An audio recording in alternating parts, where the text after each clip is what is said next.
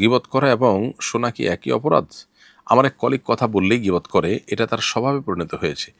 তার সঙ্গে যেহেতু কাজ করি তার কথা শুনতে হয়, অনেক সময় আমাকেও বলতে হয়। এদিকে আমার গুনাহ হবে? হ্যাঁ, আপনি যেটি জেনেছেন প্রিয় দর্শক, সঠিক জেনেছেন। গীবত করা এবং গীবত শোনা দুটি কিন্তু সমান অপরাধ, দুটাই কিন্তু অপরাধ। কলিগ গীবত করলে প্রথমত আপনি চেষ্টা করবেন হেকমতের সঙ্গে বা নানান কৌশল করে তার কথা অন্যদিক ঘুরিয়ে দেওয়া, তাকে মানুষকে সমালোচনা করতে না দেওয়া। যদি সেটা কোনোভাবে সম্ভব না হয় তাহলে সেক্ষেত্রে তার কথা না শুনে আপনি ইগনোর করার চেষ্টা করবেন। এরপরও যদি অনিচ্ছায় কান তার দিকে চলে যায় এবং সে বলে ফেলে, তাহলে সেক্ষেত্রে আপনার গুনাহ হবে না ইনশাআল্লাহ। তার অর্থ আপনার চেষ্টা থাকতে হবে গুনাহ থেকে বাঁচার জন্য। আমাদের পার্শ্ববর্তী দেশ ভারতের পশ্চিমবঙ্গে কট্টর হিন্দুত্ববাদী দল বিজেপি ক্ষমতায় এসেছে। সেখানকার ক্ষমতাসীন দল নিয়মিত মুসলমানদের ব্যাপারে উস্কানিমূলক কথা বলে আসছে এবং তাদের জীবন ও জীবিকার উপর আঘাত হানছে। এ ব্যাপারে আমাদের করণীয় কি? খুবই গুরুত্বপূর্ণ একটি প্রশ্ন প্রিয় দর্শক। পশ্চিমবঙ্গে কি হচ্ছে আমরা নিজের চোখে দেখছি না, তবে মিডিয়ার বিভিন্ন রিপোর্ট এবং তথ্য উপাত্ত আমাদের চোখের সামনে আসে। এর চেয়ে বড় কথা হলো যে হিন্দুত্ববাদী দলের নেতাদের বিভিন্ন রকমের উস্কানিমূলক কথা প্রতিনিয়ত আমরা সরাসরি নিজ কানে শুনতে পাই অনলাইনের সুবাদে। এমতো পরিস্থিতিতে মুসলমানদের জন্য জীবন, তাদের সম্পদ এগুলো সন্দেহাতীতভাবে হুমকির মুখে। পৃথিবীর যে কোনো প্রান্তে কোনো মুসলিম যদি নির্যাতিত হয়, তাদের নির্যাতনের বিরুদ্ধে, তাদের প্রতি যে অন্যায় হচ্ছে সেটার বিরুদ্ধে কথা বলাটা আমাদের নৈতিক দায়িত্ব। শুধু মুসলমান নয়, অন্য ধর্মাবলম্বীরা কেউ যদি নির্যাতনের শিকার হয়, ইমানদার সবসময় মাজলুমের পক্ষে থাকবে এবং জুলুমের বিরুদ্ধে কথা বলবে। সেই জায়গা থেকে আমরা অবশ্যই আমাদের পার্শ্ববর্তী দেশের মাজলুম এবং নির্যাতিত মুসলমানদের পক্ষে কথা বলা উচিত এবং তাদের পক্ষে আমাদের প্রত্যেককে যার যার জায়গা থেকে ভূমিকা সাধ্য অনুযায়ী রাখা কর্তব্য। তবে এর পাশাপাশি সেখানে যে হামলা হচ্ছে, সে হামলার কারণে আমাদের দেশে যে সমস্ত হিন্দু বা অন্য ধর্মাবলম্বীরা বসবাস করছেন, তাহলে সেক্ষেত্রে সেই হিন্দুদের প্রতি বা অন্য ধর্মাবলম্বীদের প্রতি কোনো প্রকার অসদাচরণ করার কোনো অধিকার কারণ নেই। সে বিষয়টাতে আমাদের সজাগ থাকতে হবে। এখানে আপনার সুকৌশলে একটা পরিবেশ তৈরি করে মুসলমানদেরকে দুর্নাম করবার জন্য বিভিন্ন আপনার মহল চেষ্টা চালাতে পারে, সেটি একেবারেই প্রত্যাশিত। সো আমাদের প্রত্যেকে যার যার জায়গা থেকে সজাগ থাকতে হবে এবং আমাদের আশেপাশে থাকা অন্যান্য ধর্মাবলম্বীদের উপরে সেখানকার উগ্রদের কোনো কাজের দায় তাদের উপরে চাপানো সঠিক হবে না। বিধায় একদিক থেকে আমাদের প্রতিবাদ করতে হবে, দ্বিতীয়ত আমাদের দায়িত্বশীলতার পরিচয় সর্বোচ্চ দিয়ে যেতে হবে। মোসাম্মদ আকলিমা বেগম লিখেছেন, বাবা জীবিত অবস্থায় তার টোটাল সম্পত্তির অর্ধেক আমার একমাত্র ভাইকে দিয়েছেন মৌখিকভাবে, আর বাকি অর্ধেক মা আর আমাদের 3 বোনকে নিতে বলেছেন। বাবা লিখে দেননি। বাবার মৃত্যুর পর আমরা বাবার কথা অনুযায়ী ভাইকে অর্ধেকটা লিখে দিয়েছি। এতে আব্বুর কি কোনো গুনাহ হবে, কিংবা আমাদের কোনো গুনাহ হবে কিনা জানান দয়া করে। প্রথম কথা হলো যে দখল বুঝিয়ে দেওয়া ছাড়া শুধুমাত্র মৌখিকভাবে কোনো কিছু দিলে সেটা কার্যকর হবে না। যে কোনো কিছু কাউকে দান করলেন সেটা আর পূর্ণতা পাবে হলো যখন সেটা তাকে বুঝিয়ে দেওয়া হবে, হস্তান্তর করা হবে। তখন আপনার বাবার পুরো সম্পত্তি মিরাস অনুযায়ী নীতি অনুযায়ী বন্টন হবে এবং আপনার ভাইকে যে অংশটা তিনি দিয়ে গেছেন মৌখিকভাবে বুঝিয়ে বা তাকে হস্তান্তর করে যেতে পারেননি, সেটা আসলে দান হিসেবে বিবেচিত হবে না। বা অতএব পুরো সম্পদটাই ওয়ারিসদের মধ্যে শরিয়ার বন্টন মালার আলোকে, শরিয়ার নীতিমালার আলোকে বন্টিত হতে হবে। আর যদি সকল ওয়ারিশগণের মধ্যে কেউ অপ্রাপ্তবয়স্ক না থাকে, বরং সবাই প্রাপ্তবয়স্ক হয়, তাহলে তারা সবাই সম্মিলিতভাবে যদি রাজি থাকে যে হ্যাঁ বাবা যেহেতু দিয়ে গেছেন আমরাও তাকে দিব, আমাদের কোনো দাবি নেই, আমরা গিফট করলাম, তাহলে সেটা ভিন্ন বিষয়টি জায়েজ হতে পারে। আমরা 3 ভাই ও 2 বন্ধু মোট 5 জন মিলে 1,50,000 টাকা দিয়ে একটি গরু ক্রয় করেছি কোরবানির জন্য। তবে প্রত্যেকের টাকা সমান দেয়নি।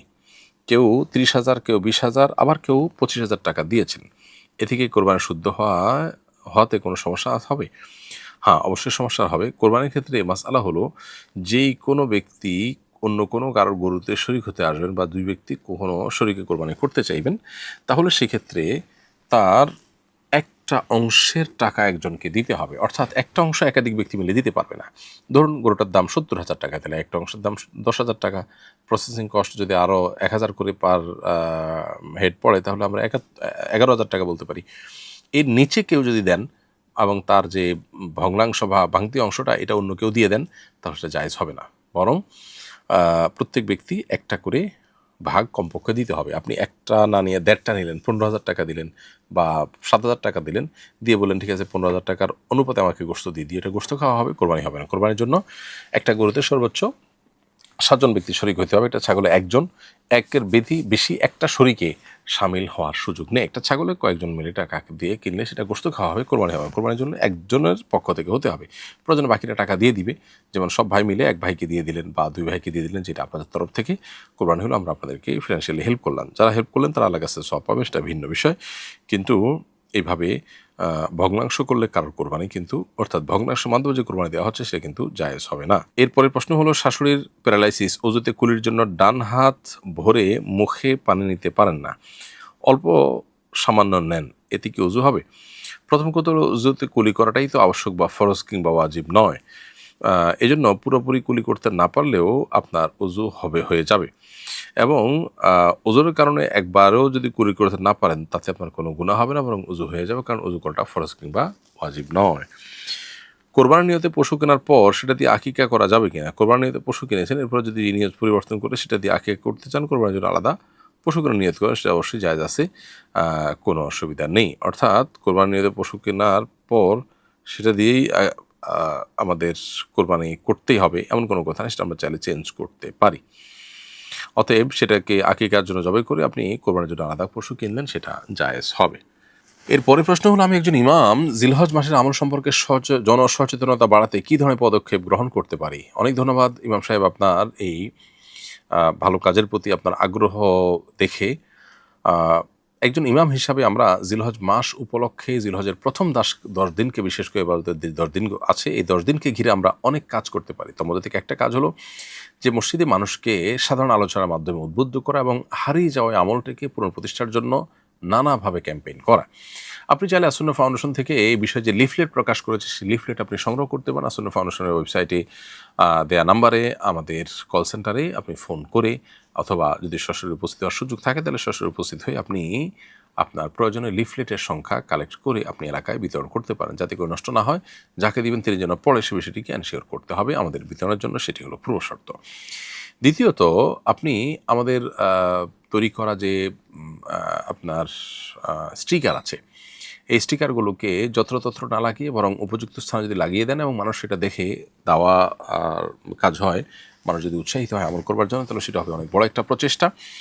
এছাড়া জুমার আলোচনা সহ বিভিন্ন আলোচনার মাধ্যমে আপনি ক্যাম্পেইন করবেন, অ্যাওয়ারনেস করবেন। একটা বড় কাজ হলো তাকবীর পড়ার কাজটা। কারণ হলো তাকবীরের মাধ্যমে একজন যখন উচ্চস্বরে তাকবীর পড়ে, পুরুষদের জন্য এখানে একটু সরবে তাকবীর পড়ার নির্দেশনা রয়েছে। সো এটা যদি পুরুষরা করেন তাহলে অন্য মহিলারা বা অন্য পুরুষরা বা শিশুরা, যে কোনো মানুষ যখন সেটা শুনতে পাবে তখন সেটা দেখে তার স্মরণ হবে। এবং তাকবীর যখন একটু সরবে পাঠ করা হয় তখন আশেপাশে আমলের একটা আবহ তৈরি হয়।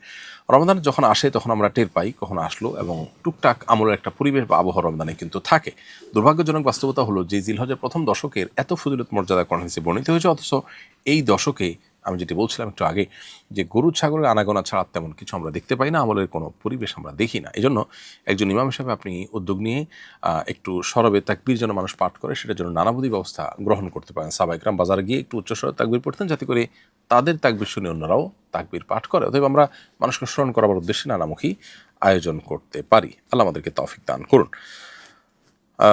সাজ্জাদ আহমদ, আপনি লিখেছেন, আমি আমার পেশাগত কারণে বিগত 8 বছর নাইট শিফটে কাজ করে আসছি। এই কারণে দিনের বেলায় তীব্রভাবে ঘুম পায়। প্রায় সময়ই দিনে ঘুমানোর কারণে টানা অনেক জুমার নামাজ ছুটে গেছে। এজন্য আমি আল্লাহর কাছে অনুতপ্ত। আমার প্রশ্ন হলো, শুনেছি যে টানা 3 জুমা নামাজ ছুটে গেলে নাকি ঈমান থাকে না, এটা কতটুকু সত্য? ভাই সাজ্জাদ আহমদ, টানা 3 জুমা না থাকলে ঈমান থাকে না এরকম কোনো কথা কোরআন হাদিসে নাই। তবে জুমার নামাজ আদায় করা ফরজ, এবং কোনো মূল্যেই এই জুমার নামাজ আদায় করার ফরজ আদায় করা ছাড়া বিকল্প কোনো পথে যাওয়ার সুযোগ নেই। তবে 3 জুমা যদি পরপর কারোর ছুটে যায় এবং সেটা যদি অলসতা বশত হয়, তাহলে সেক্ষেত্রে তার অন্তরকে আল্লাহ তাআলা মোহর মেরে দেন।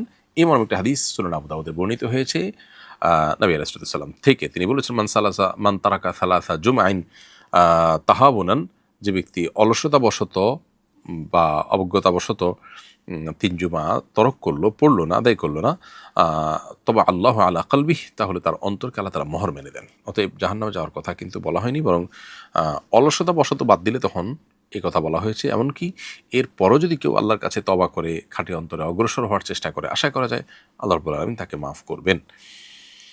কেউ হজে গিয়ে কোরবানি করলে বাড়িতে আবার কোরবানি দিতে হবে কিনা, এই প্রশ্নের উত্তর আমরা বেশ অনেকবার দিয়েছি। যিনি হজে গিয়ে কোরবানি করবেন সেই কোরবানিটা হজের কোরবানি বা হজের পাঠ। যেটাকে দমে শুকর বলা হয়। এছাড়া কোরবানির দিনগুলোতে সাধারণ মানুষের উপরে কোরবানি প্রযোজ্য হয়। সেই হিসেবে আপনি যদি মুকিম হয়ে না থাকেন, অর্থাৎ মক্কাতে শর্ট প্যাকেজে গিয়েছেন, আপনি যদি মুকিম হয়ে থাকেন, মক্কাতে আপনি লং প্যাকেজে গিয়েছেন, 15 দিনের বেশি থাকবেন মক্কাতে বা মদিনাতে, তাহলে সেক্ষেত্রে আপনি এই ঈদের সময়টাতে যদি আপনি সফরে না থেকে বরং মুকিম হিসাবে থাকেন, তাহলে আপনার নিজের ঠিকানায় অথবা যে কোনো জায়গায় আপনার তরফ থেকে আরেকটা কোরবানি হতে হবে, যেটি হলো মূল কোরবানি, আর হজরটা হলো দমে শুকর।